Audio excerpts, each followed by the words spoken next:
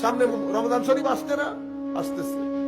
শুধু আপনি করবেন ইফতারি, এটা করবেন না, এটা করবেন। এখন থেকে তৈরি করেন, যাদের টাকা পয়সা আছে বাজেট করে ফেলেন 10, 15, 20, 30,000 আমি এই রমজানে আমার গরিব আত্মীয় স্বজনের মধ্যে আমি ইফতারি যা যা কিছু দরকার, যাতে সুন্দর করে রমজান মাসে তারা পরিচালিত নিজেদেরকে খাওয়া দাওয়ার ক্ষেত্রে করতে পারে।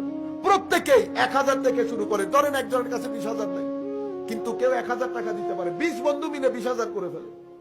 আমি ছেলেদেরকে বলছি, আহলে সুন্নাত ওয়াল জামাতের যে সমস্ত সংগঠন গুলো আছে এখানে, আহলে সুন্নাত ওয়াল জামাতের সংগঠনের জন্য এটা ফরজ মনে করেন বেটা। আপনি আমার নবীর উম্মত, সবাই এগুলার খেয়াল করবে না, আপনাদের উপর আমার নবীর তাওয়াজ্জু আছে বিদায় আপনারাই বরন্ত বিকালে আহলে সুন্নাত ওয়াল জামাতের সাথে আছেন। এটা কখনো সম্ভব হতো না।